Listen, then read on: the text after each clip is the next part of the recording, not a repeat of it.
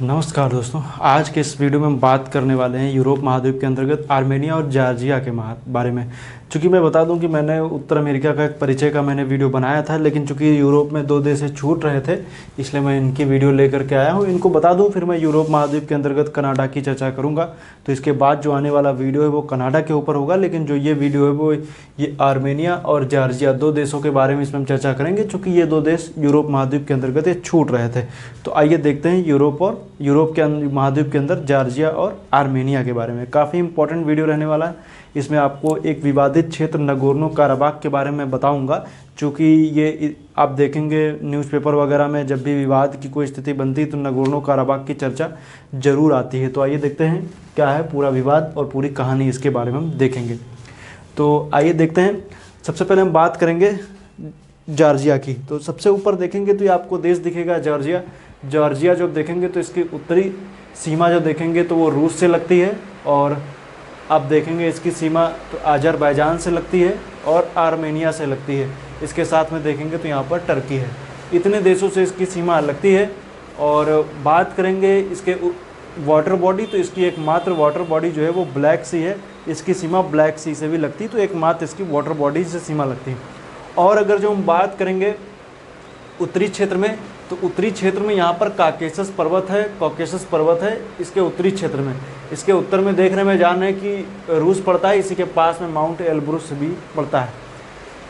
और जब हम बात करेंगे जॉर्जिया में, तो जॉर्जिया में देखेंगे तो ये वाला उत्तरी हिस्सा तो पहाड़ी है। इसके बाद हम देखेंगे तो ब्लैक सी के पास का जो एरिया है जिसको हम लोग बोलते हैं कोलखिडा निम्न भूमि या लो लैंड है। कोलखिडा निम्न भूमि है, आसपास के अपेक्षा निम्न भूमि है। यहाँ पर देखेंगे तो लोमिस रेंज पड़ेगी और राजधानी इसकी तबलिसी है। आगे चल कर के यहाँ पर देखेंगे इसके पूर्वी हिस्से पर हमें सीरक स्टेपी, मतलब स्टेपी घास का मैदान है, जिसका क्षेत्रीय भाषा में या कहें क्षेत्रीय तौर पर इसको बोला जाता है सीरक। तो क्या है नाम है, सीरक स्टेपी घास का मैदान पड़ता है। जो कहाँ पर प्रश्न कभी आ जाए कि सीरक स्टेपी घास का मैदान कहाँ पड़ता है, तो जॉर्जिया में पड़ता है। आप लोग याद रखिएगा सीरक स्टेपी। मुख्य रूप से इसमें इसकी राजधानी याद रखिएगा तबलिसी। बाकी कॉकेसस पर्वत है, ब्लैक सी से सीमा लगाता है। दक्षिणी हिस्से पर लेसर कॉकेसस है। कॉकेसस का कहेंगे ना दक्षिणी हिस्सा है, तो यहाँ पर देखेंगे तो लेजर कॉकेसस नाम से यहाँ पर श्रेणी है, जो आप देखेंगे टर्की में भी पड़ती है, जॉर्जिया में पड़ती है और आर्मेनिया में भी पड़ती है। अब बात करेंगे आर्मेनिया की। आर्मेनिया के क्या है कहानी, उसके बारे में आइए चर्चा करते हैं। तो जो हम देखेंगे तो आर्मेनिया की सीमा किस किस देश से लगती है, तो टर्की से लगती है, जॉर्जिया से लगती है, अजरबैजान से लगती है, दक्षिण में ईरान से लगती है। इतने देशों से लगती है। अब चूंकि बात करेंगे यहाँ पर, तो आप देख रहे हैं यहाँ पर अजरबैजान लिखा हुआ है। तो अजरबैजान, चूँकि ये वाला हिस्सा तो अजरबैजान पूरा है ही, और ये वाला हिस्सा भी अजरबैजान है। अजरबैजान का एक खंड जो है आर्मेनिया के पूर्व में है, एक पश्चिम में है। तो पश्चिम में ये रहा, पूर्व का ये वाला हिस्सा हो गया अजरबैजान। तो याद रखिएगा इसको। अब ये बात करते हैं आर्मेनिया की प्रमुख जो विशेषताएं, भौगोलिक विशेषताएं। एक चीज़ याद रखिएगा, लैंडलॉक कंट्री है आर्मेनिया। किसी भी तरीके से इसकी कोई जलराशि से सीमा इसकी लगती नहीं है। वाटर बॉडी की बात करेंगे, है ही नहीं कोई वाटर बॉडी आसपास, तो उसकी कोई चर्चा होगी नहीं। देशों की सीमा मैंने बता दी है। अब आइए देखते हैं अंदर क्या क्या खासियत है। तो लेज़र कॉकेसस उत्तरी क्षेत्र में दिख रहा है, ये लेज़र कॉकेसस है, जिसकी मैंने भी बताया जॉर्जिया, टर्की और आर्मेनिया 3 देशों में पड़ता है। यहाँ पर देखेंगे राजधानी इसकी यरेवन इसकी राजधानी यहाँ पर पड़ती है, यरेवन राजधानी है। अब यहाँ पर कई सारी छोटी छोटी श्रेणियाँ हैं, जैसे गेघामा श्रेणी है, वार्डेंस श्रेणी है, और देखेंगे तो जांगीजूर श्रेणी है। 3 श्रेणियाँ हैं, गेघामा, वार्डेंस और जांगीजूर श्रेणी। कोई इंपॉर्टेंट नहीं है, एक भी याद नहीं रखना है। बाकी देखेंगे तो उसके बीच में एक लेक सेवन नाम से है, झील यहाँ पर पड़ती है, इसको बोलते हैं लेक सेवन। और बात करेंगे, आइए देखते हैं नगोर्नो काराबाख क्षेत्र, विवादित क्षेत्र है, तो इसकी क्या है स्थिति।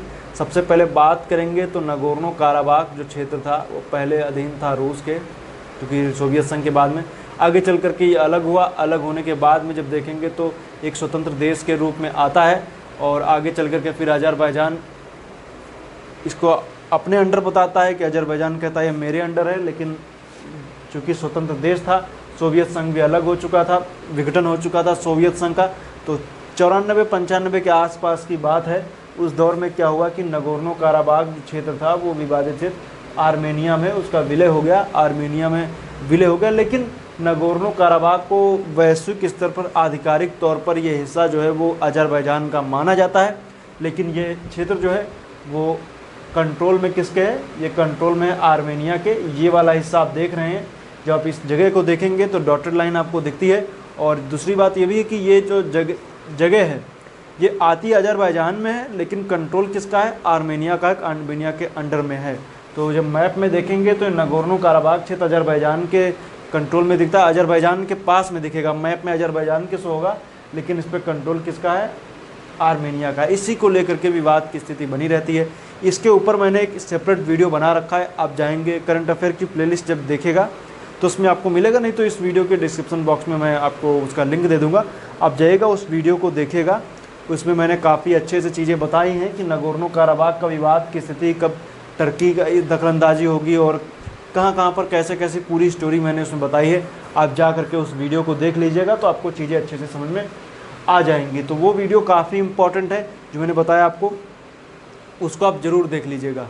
जिसमें अब नगोर्नो काराबाग अभी भी आप देखेंगे तो कभी कदार न्यूज़पेपर में या कहीं टीवी पे ऐसे शोज वगैरह आपको या कहीं कुछ ऐसी न्यूज़ वगैरह आपको देखने को मिल जाती है नगोर्नो काराबाग को लेकर के। आए दिन गोलीबारी होना और ये सब चीज़ें घटनाएं जो हैं वो यहाँ पर होती रहती हैं, अजरबैजान की तरफ से भी और आर्मेनिया की तरफ से।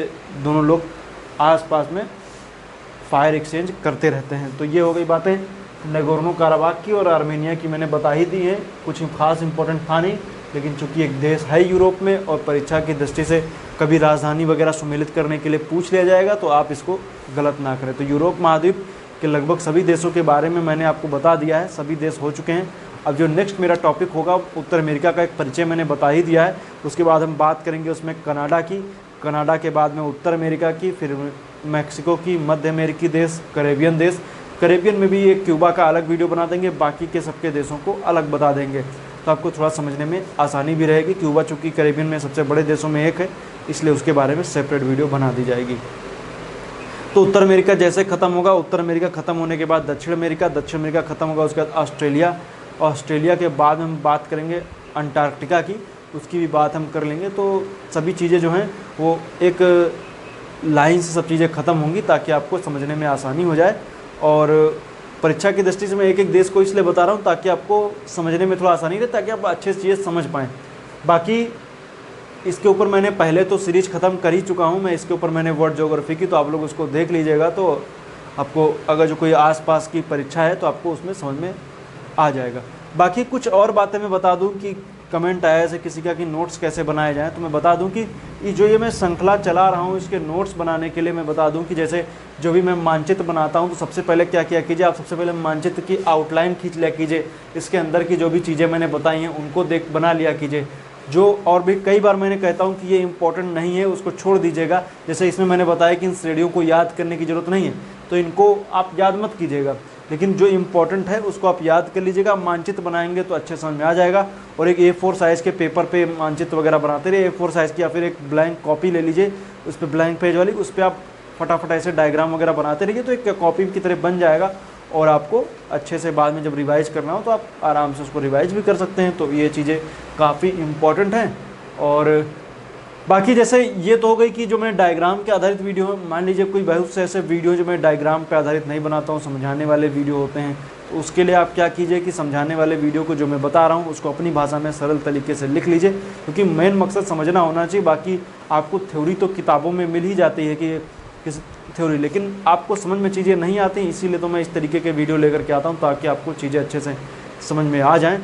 बाकी आप अपने स्तर पे जो भी मैं बता रहा हूँ उसको रिवीजन करते रहिए। जबकि आप देखेंगे तो हम लोग जो इसमें वीडियो सीरीज़ बना रहे थे इसमें लगभग सभी एक जो जनरल स्टडी के तौर पे आप देखेंगे तो लगभग सभी चीज़ें ख़त्म हो चुकी हैं। कुछ भी चीज़ें ऐसी नहीं जो ना बताई गई हों, इकोनॉमिक्स हो, हिस्ट्री हो, जोग्राफी हो, पॉलिटी हो, और फिजिक्स हो, केमिस्ट्री हो, बायो हो, और भी जो भी एग्रीकल्चर के ऊपर भी वीडियो बनाए गए थे, जनसंख्या के भी वीडियो मिल जाएंगे, यूपी स्पेशल, बिहार स्पेशल, सभी चीज़ें इस पर आपको मिल जाएंगी। तो आप उस तरीके से आप अपने स्तर पे उसकी तैयारी करते रहिए। तो उम्मीद करता हूँ वीडियो आपको अच्छा लगा है। मिलेंगे नेक्स्ट वीडियो में। आज के लिए इतना ही। वीडियो देखने के लिए आपका बहुत बहुत धन्यवाद।